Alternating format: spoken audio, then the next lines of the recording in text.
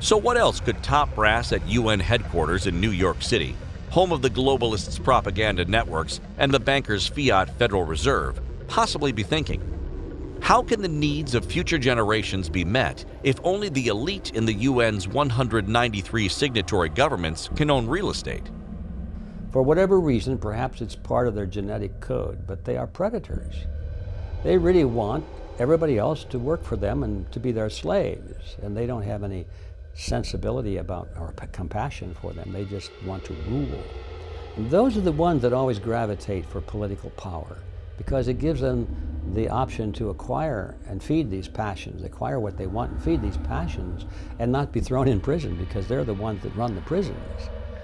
So we go back to the question of the UN, which is the motivation, and I think it's both. Probably most of the people at the UN, certainly I'm going to guess around 97%, really want the best for their fellow citizens of the world. The other 3% probably figure I'm going to be the rulers. I'm going to be part of the ruling class. It's going to be cool for me, and a little piece of that, they're actually psychopaths, and they're going to make sure that their passions for cruelty are satisfied.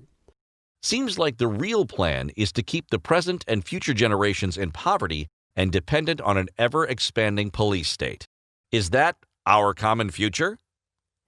Bush 1, Clinton, Bush 2, and Obama all signed on to Agenda 21. These same presidents, delivered by both the Democratic and Republican parties, are working for world government envisioned by the globalists.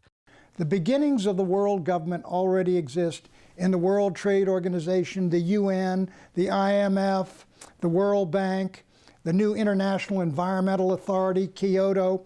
All of these things are the embryonic institutions of a world government. And at the end of the road, nations will lose their sovereignty and independence and basically become like Pennsylvania and Maryland are in the United States of America, which is states which have fundamentally lost enormous amounts of their national sovereignty. This is why the emergence of Donald Trump has caused such alarm. Trump is restoring the nationalism our rogue presidents are trying to steal from we the people. That said, let's take a closer look into Agenda 21 and its precedents and spawns to see if there is any more evidence supporting the theory that globalists and psychopaths in governments are trying to dominate the world using poverty and environment as the bait.